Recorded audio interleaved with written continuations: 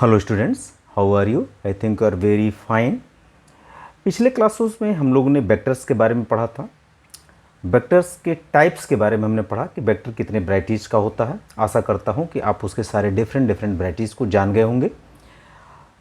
आज के क्लास में हम लोग एडिशन और कंपोजिशंस ऑफ ए वेक्टर की स्टडी करेंगे। तो इस क्लास में हम लोग पढ़ते हैं एडिशन और कंपोजिशन ऑफ वेक्टर्स। तो एडिशंस या कंपोजिशंस में क्या करना होता है कि जो भी दो वेक्टर्स दिए होते हैं या दो से अधिक वेक्टर्स दिए होते हैं उसमें हम उनको ऐड करते हैं। तो the process of adding two और more vector is called composition of vector. Vectors can not be added by the ordinary algebra. Vectors को हम लोग कभी भी ऑर्डिनरी एल्जेब्रा से नहीं ऐड कर सकते because it have magnitude and with magnitude there is direction also, so we can't add the vectors by the ordinary algebra methods. Vectors को हम डिफरेंट वेज में ऐड करेंगे, डिफरेंट प्रोसेस में add करेंगे, वो मैं आगे कंटिन्यू करता हूं। तो सर्वप्रथम व्हाट आर द एडिशंस और कंपोजिशंस ऑफ वेक्टर्स। तो the process of adding two और more vectors is called composition or addition of vectors. It cannot be added by ordinary algebra method because it have magnitude as well as directions.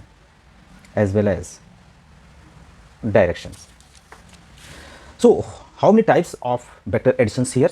Basically there are three methods are given. First is method of vector addition. There are three methods are given. First is the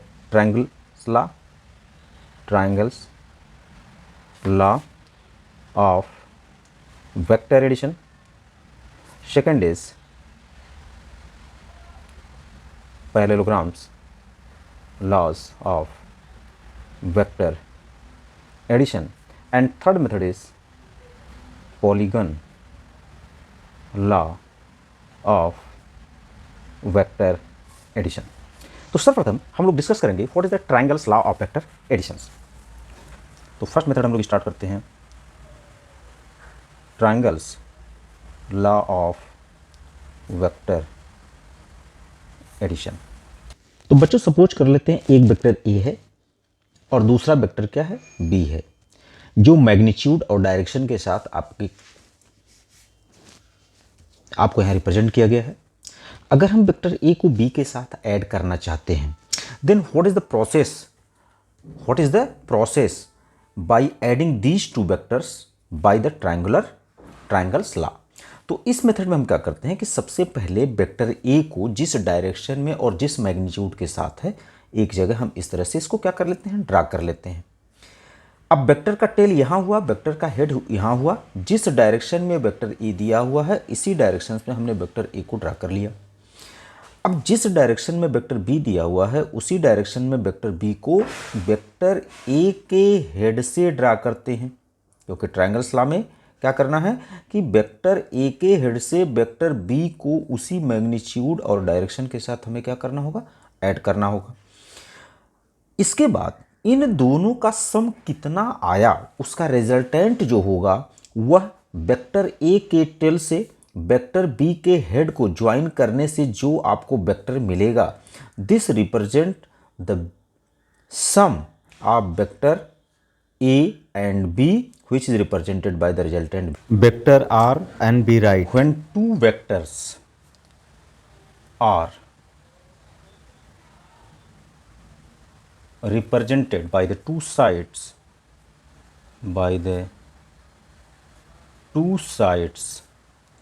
of a triangle। Student तो देखो हमने दो vectors A और B को add किया था और जब वेक्टर ए और बी को ऐड किया था इसमें वेक्टर ए ये बना था और वेक्टर बी इसके हेड से दूसरा वेक्टर खींचा गया था वेक्टर बी को। अब वेक्टर ए के टेल से वेक्टर ए के जो हेड से ज्वाइन किया तो एक ट्राइंगल बना। इस ट्राइंगल बनने के कारण इसका नाम पड़ा triangles law of vector addition. तो किसी ट्राइंगल्स में अगर दो साइड के द्वारा जिन वेक्टरों को ऐड करना है अगर उससे रिप्रेजेंट करें तो जो थर्ड साइड होगी वो हमें क्या दिखाएगा, रिजल्टेंट दिखाएगा, रिजल्टेंट शो करेगा। इसलिए लिखा जा रहा है when two vectors are represented by two sides of a triangle in magnitude and direction taken in the same order, then third side of triangle, तो बेटा यहाँ देखो थर्ड साइड जो है ट्राइंगल का क्या दिखा रहा है, रिजल्टेंट दिखा रहा है। Then third side of the triangle represents in magnitude and direction the resultant of vectors. Okay, now the second method is parallelograms law of vector addition. Parallelogram law of vector addition. अब बेटा यहाँ parallelogram होने का मतलब क्या हुआ, जैसे triangles law में हमने क्या किया था, ट्राइंगल्स लॉ में हमने क्या किया था कि हमने जिन दो वेक्टरों को ऐड करना था उसे ट्राइंगल्स की दो साइड्स के द्वारा दिखाया था, थर्ड साइड उसका रिजल्टेंट हमें दिया था। उसी तरह से पैरेललोग्राम्स लॉ में क्या होगा कि हम जिन दो वेक्टरों को ऐड करना, सपोज कर लेते हैं वेक्टर ए को ऐड करना है और ये वेक्टर बी को ऐड करना है, तो बेटा इसको क्या करेंगे कि पैरेललोग्राम का शेप कैसा होता है, पैरेललोग्राम का शेप कुछ इस तरह से होता है। पैरेललोग्राम की क्वालिटी क्या होती है कि इनके अपोजिट साइड आपस में पैरेलल होते हैं, अपोजिट साइड आपस में इक्वल होते हैं, अपोजिट एंगल्स आपस में इक्वल होती है, इनके डायगोनल एक दूसरे को बाइसेक्ट करते हैं। तो खैर हम अगर यहाँ पर देखें कि अगर मुझे जिन दो वेक्टरों को पैरेललोग्राम्स लॉ से ऐड करना है तो हम लोग क्या करेंगे कि इन दो वेक्टर को पैरेललोग्राम की दो एडजेसेंट साइड के द्वारा रिप्रेजेंट करेंगे। तो सबसे पहले सपोज कर लेते हैं वेक्टर ए को वेक्टर बी में ऐड करना है, तो वेक्टर ए को इस पैरेललोग्राम की एक साइड के द्वारा रिप्रेजेंट किया जाएगा और वेक्टर बी को इस पैरेललोग्राम की दूसरे साइड से रिप्रेजेंट किया जाएगा। तो इन दोनों का जो रिजल्टेंट होगा उसी पॉइंट से, जिस पॉइंट से दोनों वेक्टर आपने ड्रा कर रखा है उसी पॉइंट से खींचे गए डायगोनल के द्वारा इन दोनों वेक्टरों का क्या दिखेगा, रिजल्टेंट वेक्टर दिखेगा जो वेक्टर ए और बी का सम होगा। तो इसको हम लिखेंगे कैसे, according to this law, according to this law the two vectors can be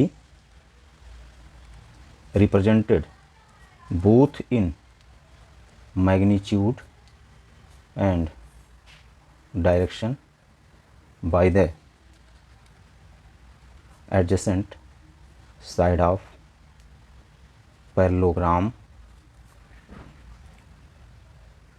drawn from a point, then the resultant, then their resultant is represented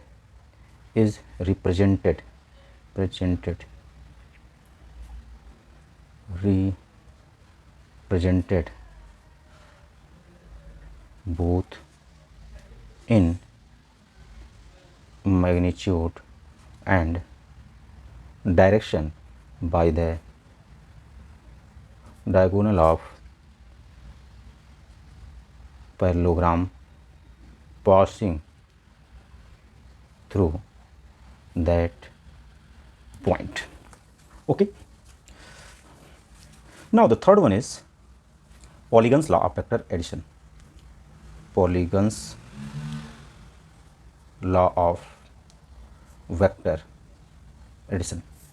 Dear students, Polygon's law of vector addition ये वही है जैसे आपने दो vector को triangular method से add किया था, उसी मेथड से मैं हमेशा दो वेक्टर को ऐड करूंगा ट्रायंगुलर मेथड से, और ट्रायंगल मेथड से ऐड करने के बाद उसका जो रिजल्टेंट आएगा उसके थ्रू हम लोग थर्ड वेक्टर्स को क्या कर देंगे, ऐड करेंगे, फिर उसका रिजल्टेंट आएगा उसके थ्रू हम लोग फोर्थ वेक्टर को, और इस तरह एक प्रोसेस को कंप्लीट करते जाएंगे, मेरा बन जाएगा polygons law.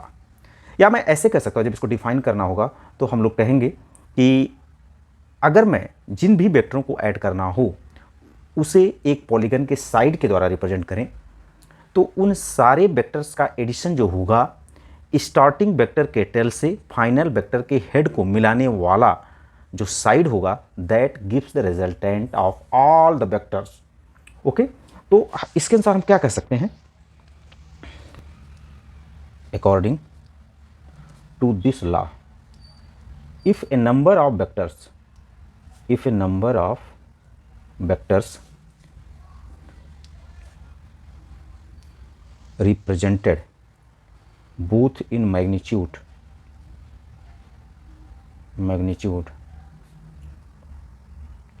and direction by the side of an open polygon taken in the same order, then resultant is represented both in magnitude and direction by closing side of the polygon taken in opposite order। तो आइए समझते हैं कि इन vectors को कैसे add किया जाता है। डियर स्टूडेंट, सपोज कर लेते हैं मेरे पास कुछ वेक्टर्स दिया है, वेक्टर ए, एक वेक्टर दिया है वेक्टर बी, दूसरा वेक्टर दिया है वेक्टर सी, और चौथा वेक्टर दिया है वेक्टर डी, और ये चारों वेक्टर्स को हम लोग पॉलीगन मेथड्स में ऐड करना चाहते हैं। तो कहीं न कहीं सबसे पहले वेक्टर एडिशंस में हम दो वेक्टर को ऐड करेंगे, फिर उससे तीसरा वेक्टर ऐड करेंगे, फिर उससे चौथा वेक्टर ऐड करेंगे। तो सर्वप्रथम हम लोग क्या करेंगे, first of all we draw the vector A in a direction like this is vector A। अब इसके हेड से हम लोग वेक्टर B को ड्रा करेंगे। तो वेक्टर B जिस डायरेक्शन में है, वेक्टर A इस डायरेक्शन में था, तो हमने इसको वेक्टर A इस डायरेक्शन में दिखाया। सपोज कर लेते हैं this is represented by PQ, vector B इस डायरेक्शन में है, तो वेक्टर A के हेड से हमने वेक्टर B के को दिखाया। सपोज कर लेते हैं ये Q S डायरेक्शन में है। अब इन दोनों का जब ट्रायंगुलर मेथड से हम लोग एडिशन करेंगे तो इनका ये एडिशन होगा, जो पहले वेक्टर के टेल से दूसरे वेक्टर के हेड को मिलाने से मिलेगा। सपोज कर लेते हैं इनका जो वेक्टर एडिशन हुआ वो वेक्टर एडिशन R1 हुआ रिजल्टेंट वेक्टर के रूप में, जो A और B का क्या होगा, सम होगा। अब वेक्टर जो R1 है, जो इन दोनों वेक्टर का रिजल्टेंट आया है, इसके हेड से वेक्टर C को ड्रा करेंगे। अब वेक्टर C किस डायरेक्शन में है, जिस डायरेक्शन में दिया गया है उसी डायरेक्शन में उतनी ही मैग्नीट्यूड का R1 के हेड से हम लोग C को ड्रा करेंगे, ये इस डायरेक्शन में जाएगा। अब ये R1 का ये क्या है, टेल है और ये हेड है, वेक्टर C का ये टेल है और ये हेड है। तो हम लोग क्या करेंगे, R1 के टेल से वेक्टर C के जब हेड को ज्वाइन करेंगे तो हमें दूसरा वेक्टर इन दोनों का रिजल्टेंट मिलेगा, जो किसके बराबर होगा, R2 is equal to R1 plus vector C। अब इन दोनों वेक्टर के रिजल्टेंट जो है R2, इसके हेड से हम लोग वेक्टर D का टेल ज्वाइन करेंगे, और जितने मैग्नीट्यूड का और जिस डायरेक्शन में वेक्टर D दिया है उस डायरेक्शन में हम लोग वेक्टर D को क्या कर लेंगे, ड्रा कर लेंगे। तो अगेन वेक्टर R2 के टेल से जब वेक्टर D के हेड को ज्वाइन करेंगे तो हम लोगों को मिलेगा ये फाइनल रिजल्टेंट, जो किसके बराबर होगा, R2 प्लस वेक्टर D के इक्वल होगा। सो रिजल्टेंट वेक्टर हमें क्या मिला, रिजल्टेंट वेक्टर R मिला, जो किसके इक्वल हुआ, R2 प्लस वेक्टर D के इक्वल हुआ। R2 किसके इक्वल है, वेक्टर R1 प्लस C के इक्वल है, प्लस वेक्टर D ऐसे लिख दिया जाएगा। फिर R1 किसके इक्वल है, वेक्टर A और वेक्टर B के सम के इक्वल है, प्लस C प्लस क्या हो जाएगा, D। सो इस तरह से हम लोग पॉलीगन मेथड से किसी दिए गए 4 वेक्टर का सम फाइंड आउट करते हैं। बेसिकली ये जो फाइंड आउट करते हैं वो ट्रायंगल्स लॉ के ही थ्रू दिखाते हैं, के थ्रू ही हम इसको ड्रा करते हैं। लेकिन चूंकि ये पॉलीगन है तो पॉलीगन का मतलब क्या होता है, ऐसे बाउंडेड फिगर जो एक प्लेन में इस तरह से ड्रा हों कि वो लाइन सेगमेंट से बाउंडेड हों। और we can say that polygon is a bounded figure of more than 4 lines, more than 4 lines are known as a polygon. तो यहाँ पर हमने वेक्टर, अगर इसको कहूँ, ये पॉलीगन का एक साइड है, ये पॉलीगन का दूसरा साइड है, ये पॉलीगन का तीसरा साइड है, ये पॉलीगन का 4th साइड है। तो चारों वेक्टर को पॉलीगन के साइड से दिखाया गया। तो जो रिजल्टेंट आया वो इनिशियल वेक्टर के टेल से जब फाइनल वेक्टर के हेड को मिलाओगे तो ये भी इस पॉलीगन का एक साइड ही होगा जो रिजल्टेंट वेक्टर को शो करेगा। तो इस तरह से हम पॉलीगन मेथड से हम दिए गए वेक्टरों को हम लोग जोड़ सकते हैं। तो शायद आपको ये बातें समझ में आ गई होंगी।